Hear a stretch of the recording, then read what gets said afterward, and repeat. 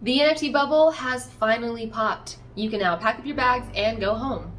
Or should you? Once hyped by media frenzy, NFT sales are down around 90% and active wallets are down over 80%. You know, as inflation drives up the cost of living, risky assets have taken a beating. And of course, I'm talking about crypto and NFTs. Despite Bitcoin and Ethereum experiencing a few decent weeks with a small relief rally, a lot of us are still asking, are NFTs dead forever? Is the bear market coming to an end anytime soon? Is this a recession identifying as a bull market? I'm DeFi Bay, crypto native and full-time NFT trader and creator, and this is the story of how one of the most hyped bubbles has finally popped. I'm going to be going over some important contributing factors, as well as what I think this means for the future of the space. So, liquidate that like and subscribe button, and let's get right into it. A quick glance at any Dune Analytics chart will show you that NFT volume is down tremendously, back to where we started from early last year actually. Meanwhile, the macro situation keeps getting more complex, and complexity usually means more uncertainty. You know, NFTs and crypto are very closely related, and so if you've kept up with any of the news lately, you'll know that a lot has been unfolding since the Luna collapse back in May, which by the way wrecked the crypto markets. Since then, we've seen cascading liquidations, frozen retail funds, massive deleveraging, a domino effect of insolvencies, and resulting bankruptcy filings from leading centralized crypto exchanges, all of which are very bearish for the whole crypto space, as you can probably imagine. Now, since NFTs are sort of like an extension of the greater crypto space, let's start with BTC, the OG crypto market leader and traditional front-runner of the crypto cycles. With the Fed hiking interest rates multiple consecutive times, it's led to many institutional and retail investors being more risk-off in their investments, and crypto assets are usually the first to go. Combine that with immense selling pressure from Luna Foundation Guard, Three Arrows Capital, Tesla, and many more, and we've seen institutions dump over 200,000 Bitcoins worth around $5.4 billion at the time. Now, obviously this is not the only factor, because I believe there are multiple factors that led to the collapse of the NFT market from all-time highs, one of which is that all-time highs are never sustainable in any market, whether that's crypto or stocks or NFTs. The other thing is that NFTs are the wild, wild west of crypto, and therefore plagued with many scams. We've seen this before. When the internet was first created, we had the dot-com bubble.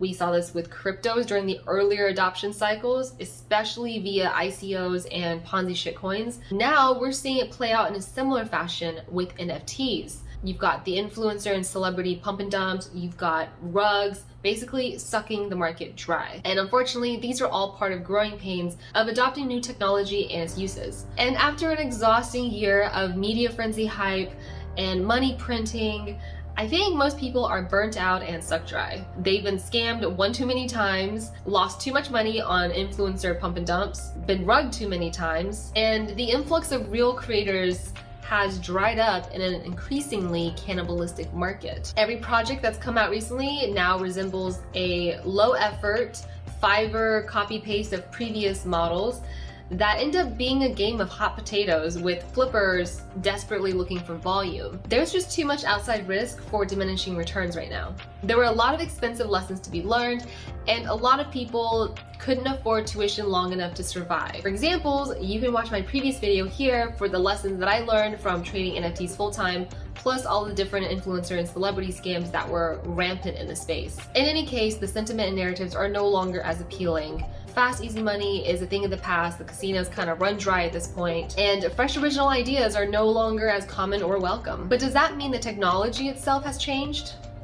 Not necessarily. I actually believe that this is a healthy, much needed reset in the space to flush out the scammers and overall bad actors. The underlying NFT technologies itself and use cases are still developing. If we go over and look at cryptoslam.io, we can see that the biggest NFT markets are traded primarily on Ethereum. In the beginning, there was an inverse relationship where NFTs pumped when ETH dumped and vice versa. And then somewhere in the second half, of the year, NFTs pumped alongside ETH, making ETH volatility a large contributor to the NFT momentum. Generally, Ethereum pumps slightly after BTC due to whales cycling their Bitcoin profits into Ethereum, or when there's a strong narrative such as the merge, which we've seen coincide with previous ETH rallies. September 19th is now the new tentative merge date, and Vitalik has revealed his next 4 phases for ETH, which he has named the Surge, Verge, Purge, and Splurge. These are supposed to be key components of Ethereum's scaling, cleanup, and evolution, according to Vitalik. If successful,